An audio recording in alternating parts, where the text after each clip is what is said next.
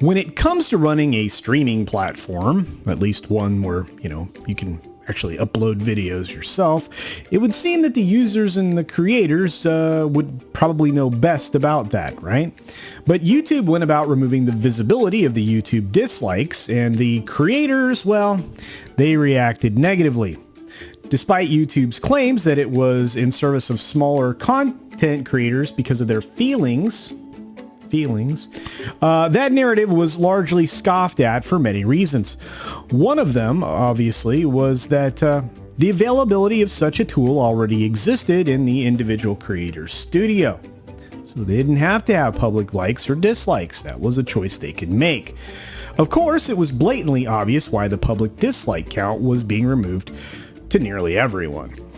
The corporate content creators, or if you like, the CCC, almost accidentally added a P there, didn't like that their commercials were being downvoted. Let's say the White House, Disney, and anybody lining up to support the message.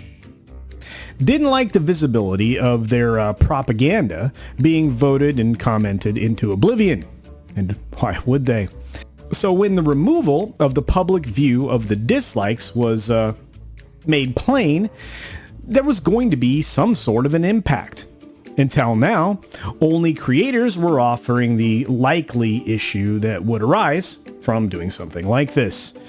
YouGov and Variety went out and they got the data that YouTube probably already has as well, and probably had from the very beginning, and they probably already had an inkling privately what this was going to do.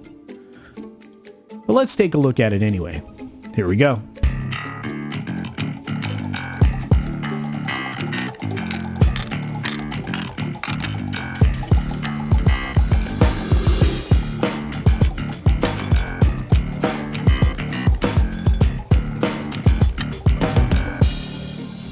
There actually were many concerns that were voiced by creators about hiding the dislike count. People were concerned that overall engagement would be dramatically reduced. Some were even worried that it could actually aid scam videos, perpetuate dangerous activities, and things like that. And of course, gone would be the days of people downvoting things that would actually protect other people from harm, like some incredibly fake DIY videos that sometimes make it onto the platform. I will say that I, of course, pictured many of those things and probably many others, but I worried that the smaller channels, and I think a lot of other channels like mine, worried that the smaller channels would get even less consideration because of the reduced engagement. So let's take a look at the article and the data. How YouTube's dislike count removal could ding video engagement. Well, there you have it. In an exclusive survey, certain YouTube users agreed that the dislike count removal makes them less likely to engage with videos. Issues with the dislike count removal appear to have more concentrated among heavier users, or be more concentrated among heavier users, rather than the casual ones. Well, of course, that makes sense.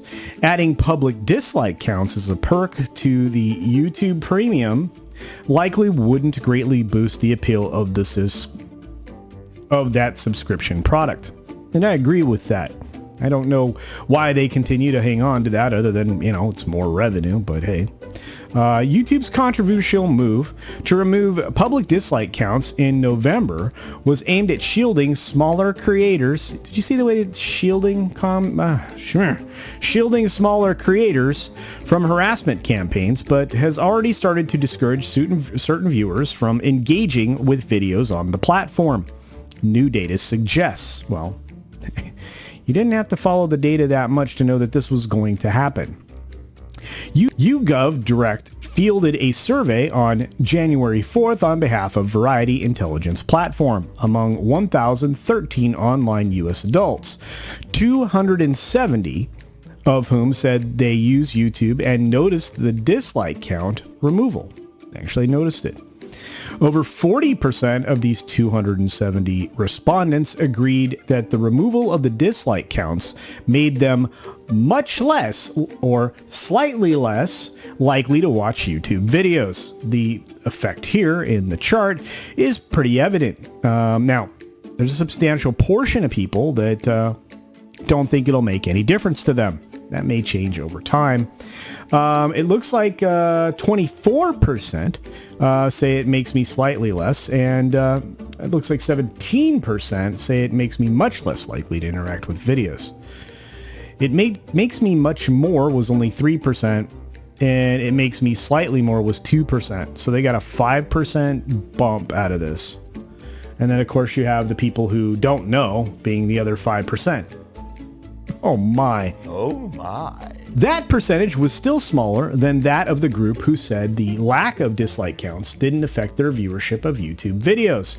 But that doesn't negate the fact that there is a sizable group of respondents suggesting the dislike count removal has made viewing YouTube videos less attractive for them.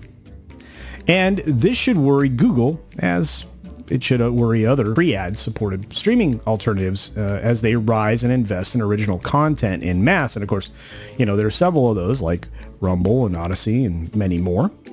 YouTube also needs to consider how the removal of the dislike count has impacted other types of video engagement. No kidding.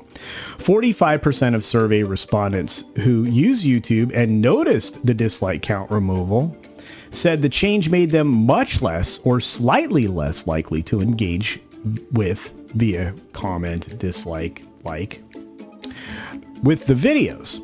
That was slightly higher than the 43% of respondents who indicated that the dislike count removal made no difference to their commenting, liking, or disliking in regard to YouTube videos. So there you are. And again, here's the chart showing out or bearing out that data, I should say.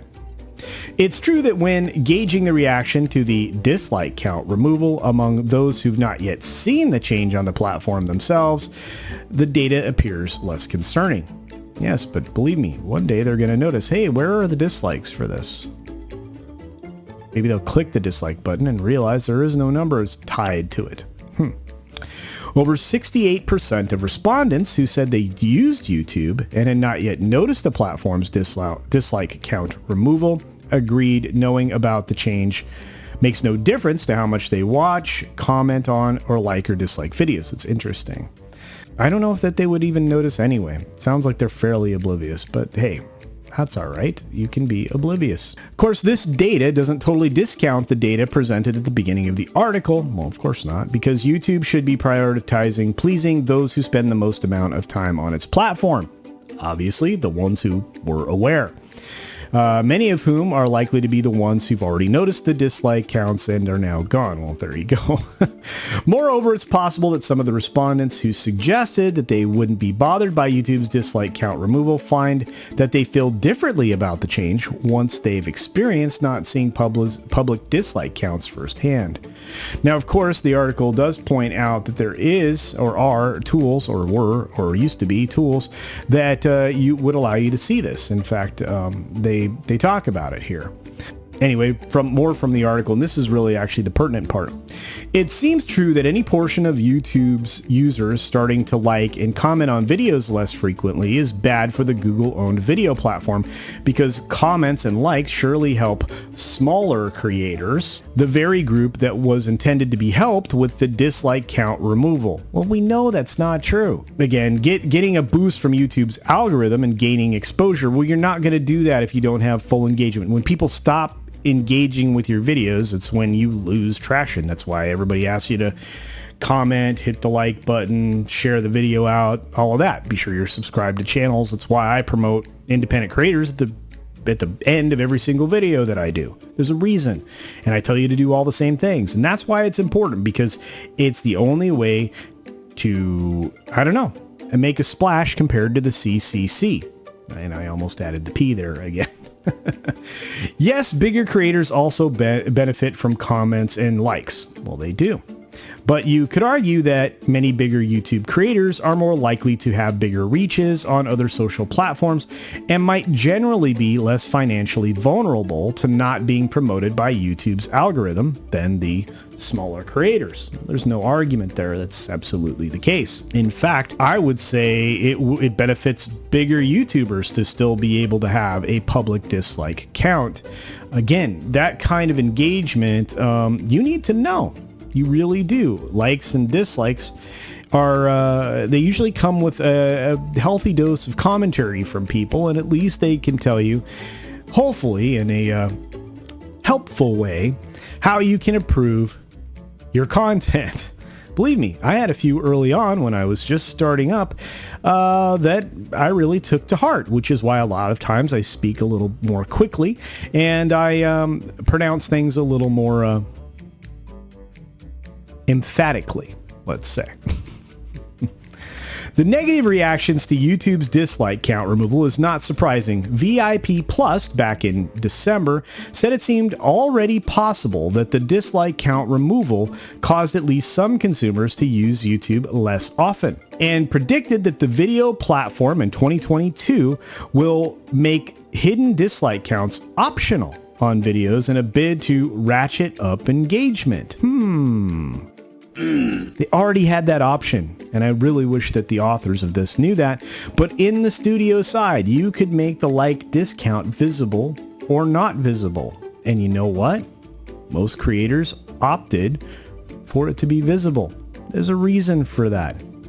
And again, most of us aren't afraid of a thumbs down. In fact, it's engagement. It's a good thing. Not giving people a voice is a form of censorship, and the only reason to have it there in the first place, and I'm pontificating now, is the only reason to remove it, I should say, is because it hurts the giant corporate content creators that this platform certainly seems to focus on. But I'll continue.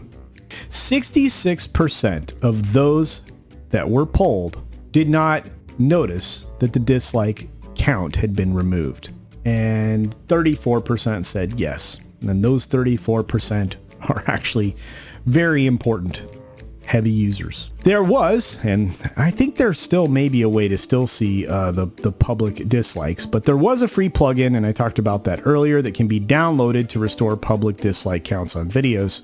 But again, I mean, how many people are going to be aware of that? It's probably not worth YouTube's time to try and monetize demand for a third-party plugin via its subscriptions offering YouTube Premium. No, they should just bring the dislike count back. YouGov Direct found that just 4% of surveyed YouTube users who don't currently subscribe to YouTube Premium said that the Google platform's $14.99 subscription offering, which offers perks like background video play on mobile and access to YouTube Music, both of which are a terrible waste of money, would become more attractive to them if the public dislike counts was one of its perks. 4%.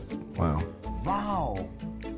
Anyway, that's the data, and the data should tell us a lot of different things. It should tell us that, well, first and foremost, you're hurting yourself. YouTube's hurting itself. It's hurting small creators, which purportedly it was supposed to help, right? With the boost of, you know, and you know, not hurt the feelings of people who got a thumbs down on their videos, or thousands of thumbs down on their videos. You're out there in the public sphere. You're going to get blasted by humans. You know, and you're going to get praised by humans. You have to have a thick skin when you do this gig. And believe me, you have to have a pretty thick skin. But it would bear out that this data here that was done about a month after we'd all talked about this shows exactly what we thought it was going to be. And I guess that's a small victory, but I don't know that it's going to change anything. I hope it does, because it really should. I think that protecting the corporate interests, and maybe some political ones as well, isn't worth what it does to everything else. It's just another form of censorship. Anyway, those are my thoughts on this today. I'm curious what yours are. Go ahead and use the comment section down below and let me know. Let me know what you think. Do you think that this data is pretty self-evident? Do you think that possibly 4, 5, 6 months down the road, there could be some ramifications here?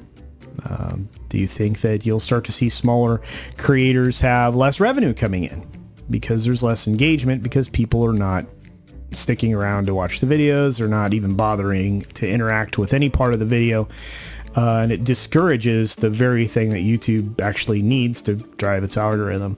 Or you think it doesn't matter either way, that videos get up and down based on whether or not they're good? And I wish that was the case.